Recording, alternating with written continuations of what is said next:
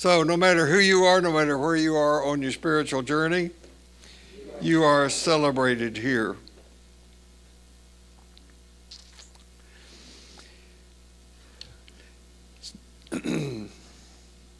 So the small town where I grew up, spent the first 16, 17 years of my life, Columbia, Tennessee, was at the time partly commercial, partly agricultural, mostly agricultural. And the primary cash crops of the area were tobacco and corn. And consequently, it was common for most adults around me to smoke. Because it was seen or thought to be unseemly for a woman to smoke, they did that in private. That's the way they maintained that illusion. When I found out that the pastor of our Baptist church smoked, that just further sanctioned my newly acquired habit. Yes, at that time I smoked. Years later, long after I had given up the habit of smoking, I was back there visiting in the hospital because my mother was in the hospital. You know, I mentioned last week being in clinical training. When I was in clinical training in Houston, Texas, doctors smoked in the hospital. My first training analyst smoked in his office while supervising my work. Smoked little cigars. And of course, I thought that was the professional way to be if you were going to be big shot.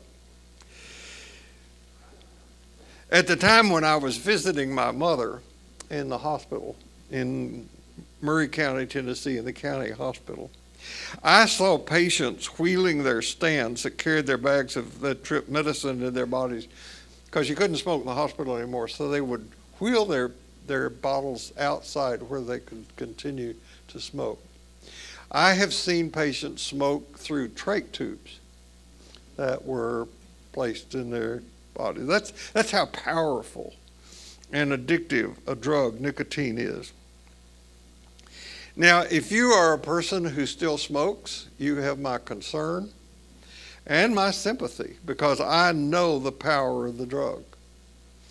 And I also know, as does anyone else who reads the evidence, that smoking is bad for the human body. Whenever I hear now that someone has developed lung cancer, my first reflexive question is, did they smoke? And because smoking became such a primary source of death among Americans, an educational campaign spearheaded by the American Cancer Society and the American Medical Association gradually began to reduce the number of people addicted to cigarettes.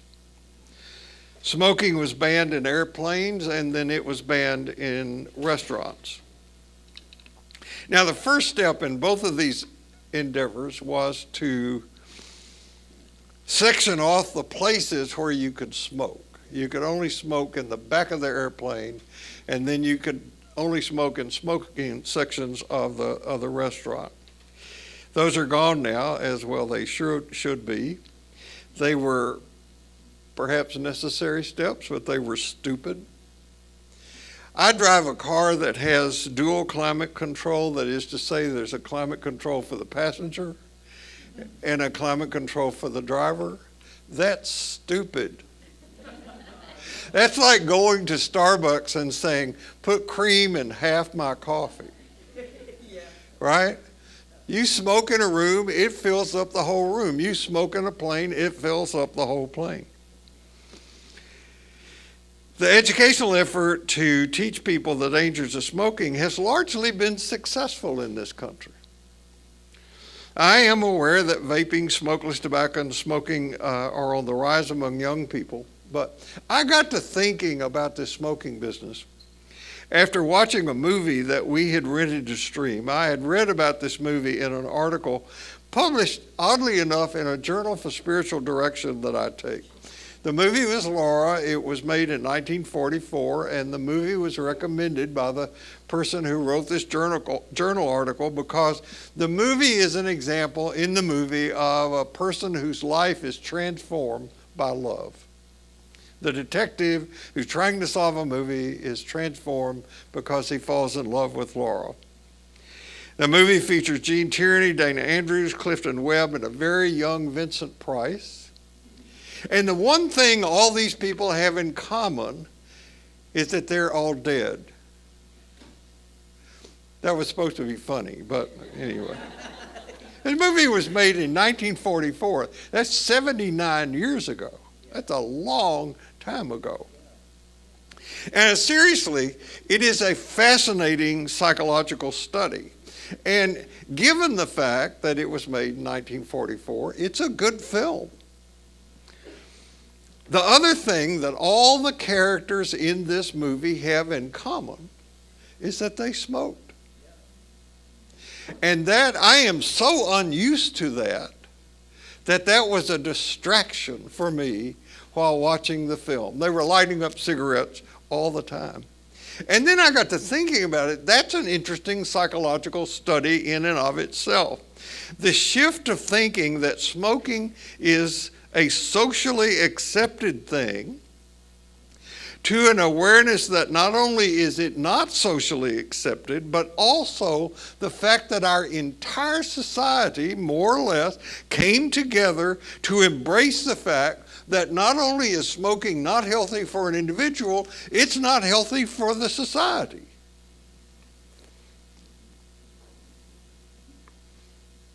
You see where I'm headed with this. You know, there's some of us in this room who are in what I refer to as the unicorn generation.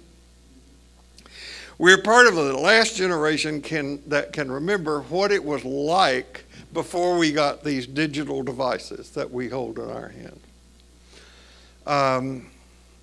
I prefer to read books on my e-reader. That was unheard of when I was growing up in my home. But we are now electronically connected and controlled. I was in the 9th grade before my family got a television set, and we got one early because my father sold them. And we got 2 stations. They were broadcast from Nashville, Tennessee. They came on at 4 o'clock in the afternoon and went off at 10 after a 15-minute news segment with a guy named John Cameron Swayze. And he was sponsored by Timex cigarettes, by Timex watches, or by Camel cigarettes. One of the two.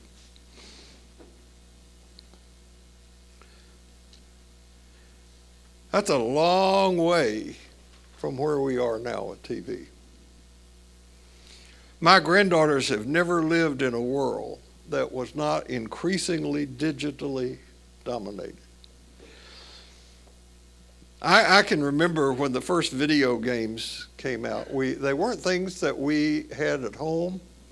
Not at first. We used to go to a place called Shakey's Pizza Parlor. And for $0.25, you could put $0.25 in a machine and you could play a video game called Pong, which was like digital table tennis. Then these games made it into our homes. They were first very simple video devices. Children played Pong, then they played Tetris, then they played Super Mario Brothers. I got my first home computer sometime in the early 80s, and now we could play computer games at home. The first and still most popular game on a computer is solitaire.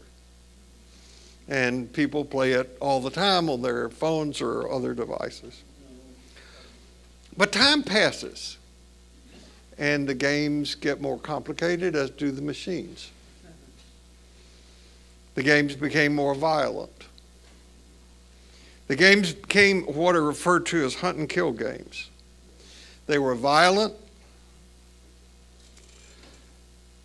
and they began to involve communities of people. They're called gamers, and it's a huge movement.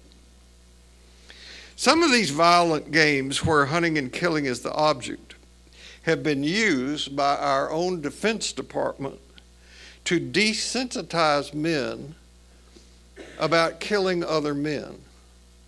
Now, I want you to think about that.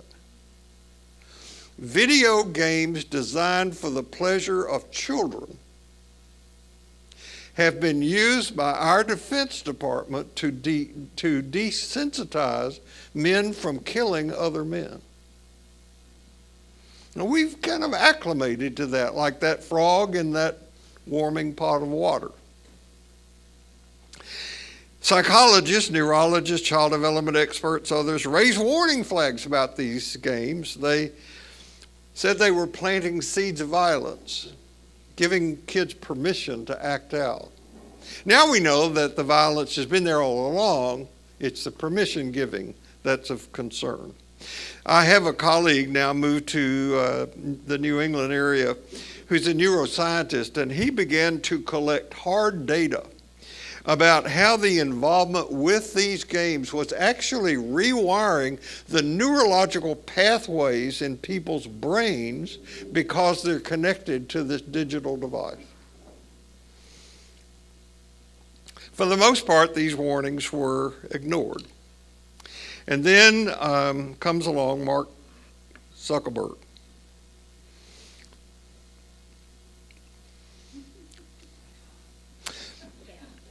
If you have not seen the documentary Social Dilemma, stream it today. Get it from wherever you can and watch it. It's very educational, and it's something that will help you understand what's going on in the culture out there.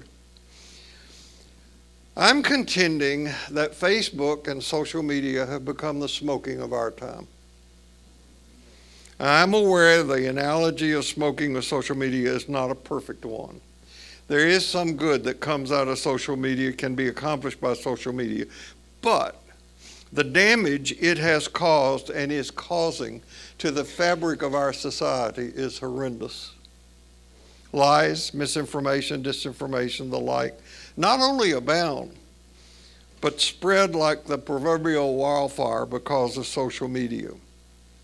Now, I will not live to see this happen.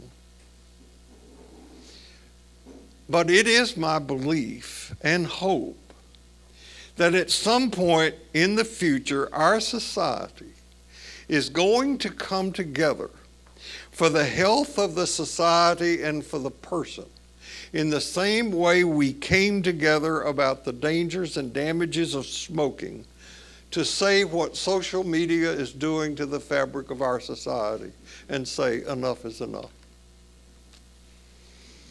Now, I'm calling the time today Hospice in the Maternity ward. It's a metaphor that I'm using.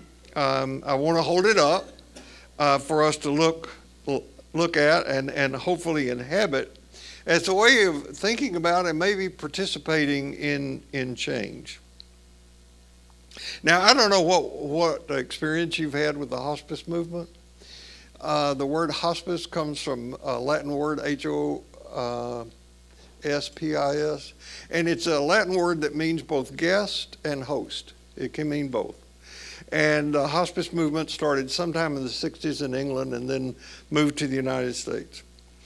And hospice provides special care for people who are dying. And it links pain and symptom control, which now, thanks to the advances in medicine, doctors can manage, to compassionate care. And it's a wonderful movement. So far, first of all, I am so indebted for the training I've had in hospice care and what I've learned from people in hospice, what they've taught me about the things that people need to hear in the process of dying. I love you. Thank you. Please forgive me. I forgive you. Those 4 things. And I've had tons of experience over the years with people in the process of death and dying. And I can tell you, there's nothing to be afraid of. It's safe. And if you've had an experience with hospice, you know this. It's a wonderful, wonderful movement, end-of-life issues. It's a wonderful care. It doesn't take grief and loss away, but it does wrap death and dying up with a love and compassion and attentiveness that mean everything to the people who are involved with it. There's nothing to be afraid of. So I see this space right here as a hospice room.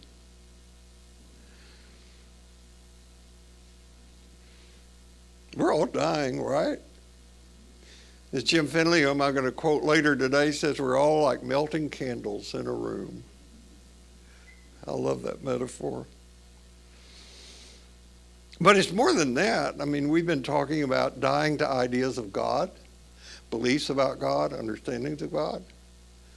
Dying to ideas, beliefs, understandings about ourselves. This is a hospice room where those deaths can occur, wrapped up in love and compassion and understanding, and say, thank you.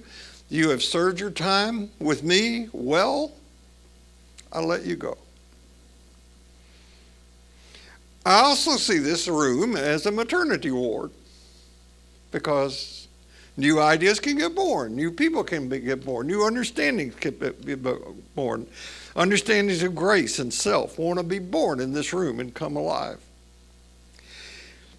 Death and new birth, these are events that occur all along the spiritual path. And I want us to be able to meet all of this with peace and acceptance, celebration, compassion, and enlightenment.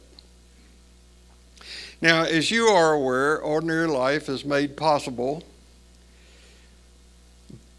by, it's supported by, endorsed by a religious institution. That religious institution is St. Paul's United Methodist Church. Now, you're likely also aware that the United Methodist Church is not as united as it was a few years ago. Almost 3,000 churches have left the United Methodist Church over the last few years. And this division pretty well follows the division that's occurring in the culture out there.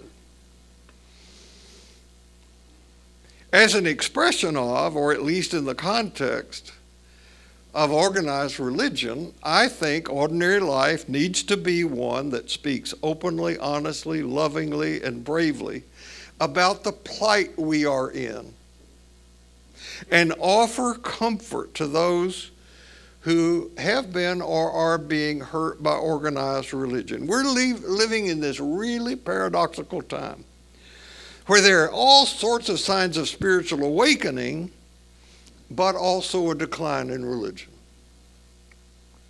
Religion has become more divisive than uniting. I run into folks all the time who tell me that they love Jesus and they love the teachings of Jesus and they want to follow their lives after the teachings of Jesus, but they would not call themselves Christian if you paid them, because of how the word Christian has been sullied by evangelical right-wing Christians who get the news out there.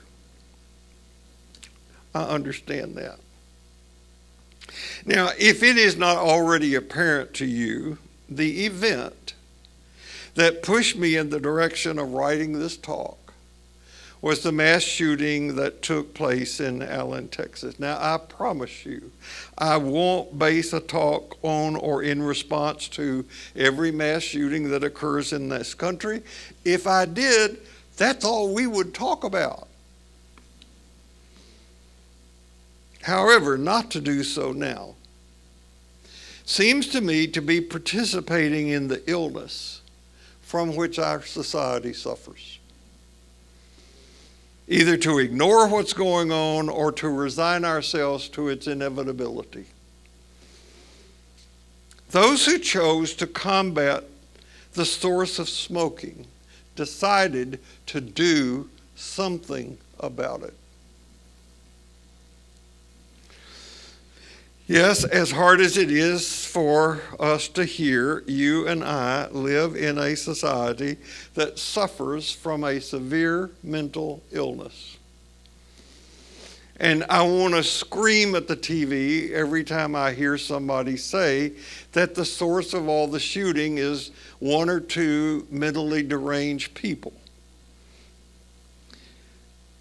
It's the culture that colludes in making this possible.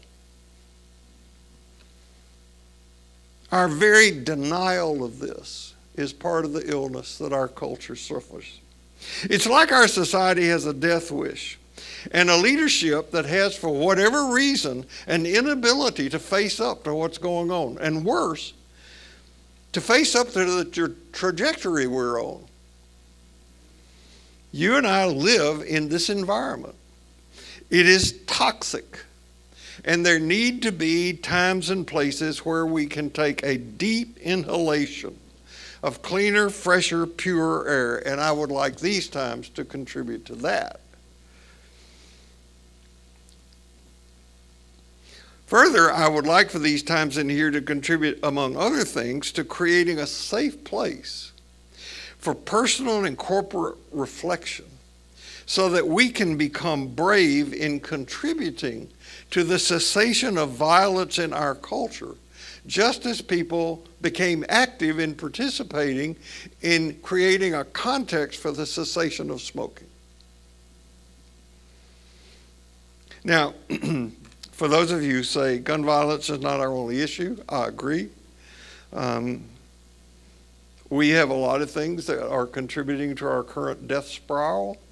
Racial violence, it's increasing. Racial injustice, it's increasing. Climate change, out of control. All the experts are saying what the experts said at the beginning of the smoking crisis, what the experts said at the beginning of the video game crisis. They're saying that now. An evolving understanding of and involvement with sacred mystery in one hand, an evolving understanding of and involvement with self in the other hand, and walking a path illuminated by the light of Jesus. That's what we're trying to do. Now, I've been thinking a lot lately because of Easter about a scene in the Gospel of John. It's a parable, a metaphor. And one version of the passage I have in mind, the one some of you might be most familiar with, is one where Jesus says to his disciple in the 14th chapter of John, I'm going to go away, but you can't come with me. You will die in your sin or something like that before you can make it. This is the way Eugene Patterson puts it. Then he went over the same ground again. That should be underlined.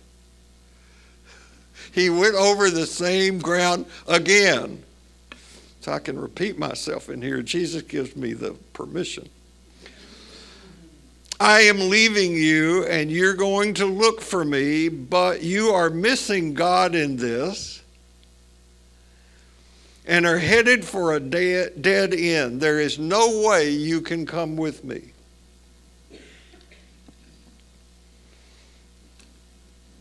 You're missing God in this. And you are headed for a dead end. Now, the church of my youth taught me that this passage was about Jesus going off to heaven. And then later, if we were lucky, believe the right things, belong to the right group, Jesus might come back and get us. Like a thief in the night. Scary stuff. What Jesus is saying in this passage is another version of something that he taught over and over again. He said, if you want to follow me, you're going to have to give some stuff up. You're going to have to die to some things. And the reason you're having a hard time of this is because you've not developed the same relationship with the mystery as I've been trying to teach you. And because of that, you have hit a dead end.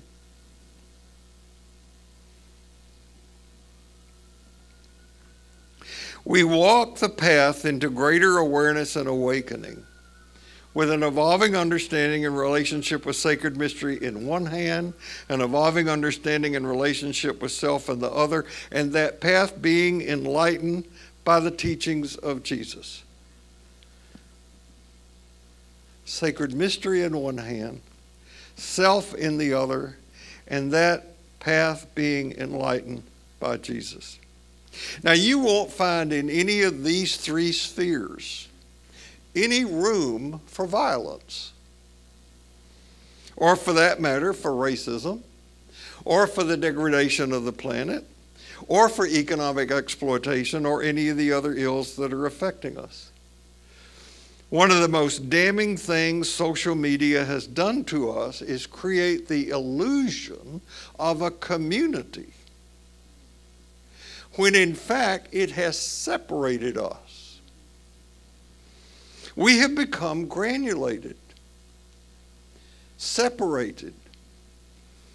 Becoming and being community takes time. And we don't have any. Isn't that what people say when a spiritual director says you need to have a daily spiritual practice? Seriously. The response is, I don't have time for that. My schedule is already booked.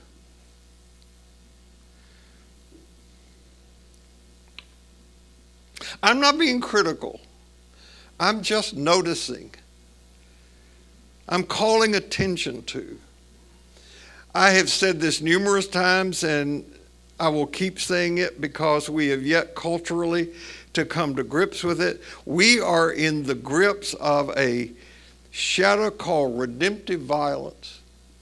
And coming to terms with our shadows and getting them in front of us into the light of day is hard work. And it's costly.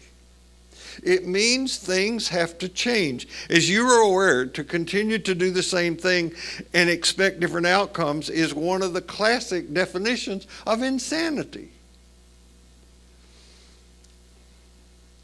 Now, I said last week when Holly and I were co-teaching, and my remarks were not in the notes, so that's why you didn't see them in the summary, that our solution to the out-of-control gun violence problem, it's the leading cause of death among young people here. The leading cause of death in our country of young people is guns. I said to the director of the day school here this week when we were wandering around the campus, do you do active shooter drills here in this school? Little kids, yes. That's so sad and so necessary. Our response to this ought not be resignation, which seems to be the path we're following. Well, what can you do? Another shooting. It's not gun regulation laws. However, look at the ones in Australia. They make a lot of sense to me. It's not adapting to, not getting used to. The answer is our becoming a non-violent society. Though it was up to individuals to stop smoking, it was a societal education and regulation program that paved the way. As a society, we came to realize what cancer treatment and cancer-related deaths, all due to smoking, were costing us. Enough was enough, and it worked. My belief is that when each of us strives to become better, everything around us becomes better too. Now, I know you are already very good people. You wouldn't be here if you weren't. But we're living in a time and a culture where being good is not enough. We must be, at least strive to be, the transformed people who can contribute to the transforming of the world. Now, this is not religion or spirituality as usual. As some of you have noted, this is not your grandmother's Sunday school class. And though right beliefs are important, my desire is not simply that we hold right beliefs, but rather that we enter the fire and flow of the sacred, that we not merely know about, but that we intimately, personally experience. That what matters is not what we say about God or believe about God, but how we do God. How we embody the cosmic love that breathes in our breath and that animates our own consciousness and that fires the stars. Now, if you think this is naive, so be it. But you know, I never know where the message of ordinary life is going to land. It's not my message. It's not the message of Bill Kerley. It's a message about love and honesty and freedom. That's the message. I mentioned a minute ago the division in the United Methodist Church, and regardless of what anyone says, the bottom line of this division has to do with who you love. And it's been about people who go through the painful death of one kind of identity in the world, hospice if you will, so that something new can be born, maternity ward. Now I want to offer for us a model about how to conduct ourselves into witnessing to nonviolence, as well as other matters in the culture that need to be addressed. I think we can learn from our siblings in the LGBTQIA plus community, because courageously and at times great sacrifice, they have come out to declare their identity and their desire to be accepted. Or, as Dawson said, Dawson Taylor here said, I don't want to be accepted, I want to be celebrated. And they've done that. And they've shown us a model of how we can be in the culture as nonviolent people, celebrating nonviolence, being accepted as nonviolent people. Our oldest granddaughter graduates from the university today. I would say that she has a grade point score of 100%, but that would be bragging, but I would say it anyway. We have two precious granddaughters. Some of you have children and grandchildren. My God, I want them to live in a world where they can be safe. I don't want them to fear being shot every time they go out somewhere. Right now, that's not the case. This is a hopeful message today, folks. I hope you see that. We can stop. We can stop smoking. We can stop this. When I began being introduced to various models of personality growth and development, and there have been scads of them that have come over the years, one of our professors pointed out how it is possible for a person to stop psychological, emotional, intellectual growth at adolescence and go all the way to death without additional change. And later I would learn from a social scientist who studies such development that he says that his group estimates that 80% of adults in the American society are arrested at late stage adolescent development. 80%. And he said, if you want proof of that, just watch what's on primetime commercial television or watch your politicians. I was privileged to meet Jim Fowler, son of a Methodist minister, by the way, years and years and years ago, and then work with him at Harvard as he developed his developmental stages of faith. I'm going to talk about that next Sunday. The title of the talk is You Ought to Be on Stage. There's one leaving in a few minutes. You ought to move for a next stage of development. You ought to go for that. It is part of the human condition, though, to think that we're always further along than we really are. Yeah? In my experience, the really evolved souls always see themselves as beginners. I'm just getting the hang of this. So I have used and will continue to repeat that we're seeking to walk a path of unawareness into an evolving understanding of and with our true self, and that's one of the things that we're doing. And this involvement with the true self expresses itself, I think, in at least 4 ways. I'm not going to amplify all these today, but we will come back to them. One of them is a constantly increasing awareness. There's more and more and more aware, awake and awake and awake. A growing and inclusive identity of who we are. A larger framework of meaning making. This is how we understand, make sense of ourselves, others, sacred mystery of the world. We enlarge, always getting larger and larger. And a reorganization of our personality that results in a changed way of being in the world. And you can't stop along the way and say, oh, I've done enough of this.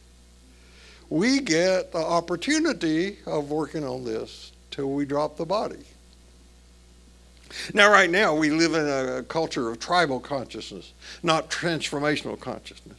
And we get affected by that when we go out and turn on the TV, turn on Facebook, do whatever you do. But our best prophets, like Jesus, are saying that without a transforming relationship with the sacred, we may be at a dead end. Now, you can hear that as prophetic, or you can hear that as hopeful.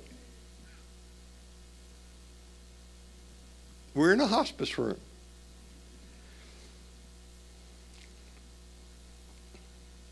I recently finished reading Jim Finley's recently released memoir, The Healing Path. I am not necessarily recommending this book. It's real brief to read.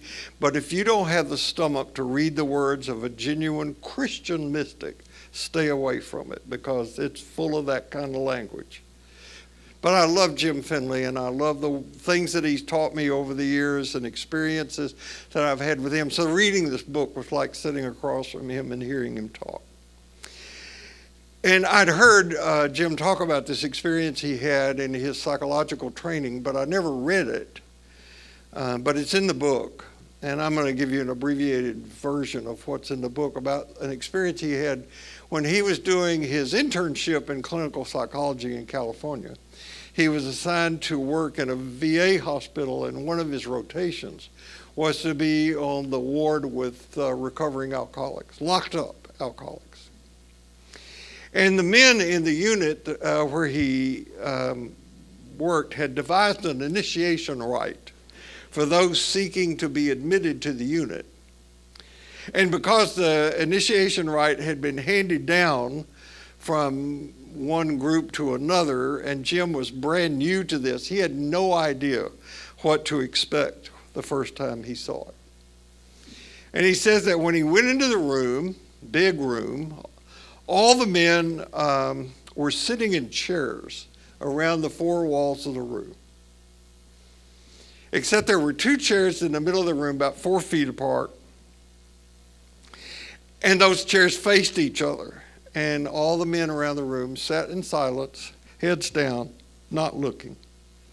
So when the man seeking to be admitted was led into the room, he sat in one of those chairs. And one of the men in the unit, a recovering alcoholic, who was conducting to the initiation rite, sat in the other chair. As I said, all the men sat in silence, no eye contact, looking down. Somber atmosphere. As serious, Jim says, as death. And it fit, because the newcomer was indeed in risk of dying from his illness. So the man leading the initiation finally said to the man, "What do you love the most?"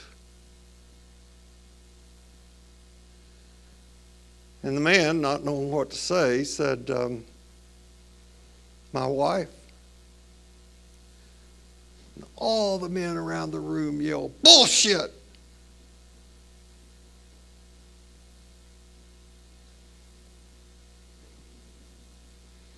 The man being questioned nearly leapt out of his chair. Then everyone looked back down at the floor in somber silence. The person was asked again, "What do you love the most?" My children, same response. Same question is repeated. My country, same response. Finally, the man said, alcohol. And the moment he said alcohol, everyone stood and gave him a standing ovation. And then he was asked to stand. And then in complete silence, they all lined up. Each man embraced this newcomer, hugging him, accepting him, loving him, because he told the truth about his addiction.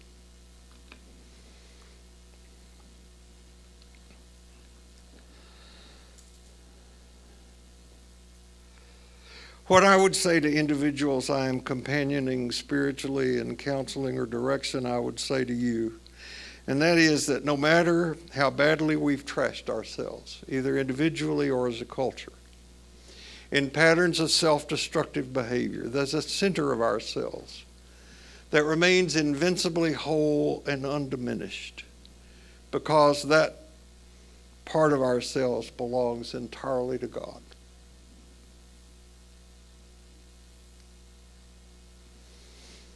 In that moment, that man, admitting the truth of his addiction, and ours as a culture is to violence, was stepping into freedom. He willingly entered spiritual hospice to die to one identity so that another might be born. And he turned the space into a maternity ward. So may it be with us. No matter where you go this week, no matter what happens, remember this: you carry precious cargo, so watch your step, and I'll see you here next week. Thank you.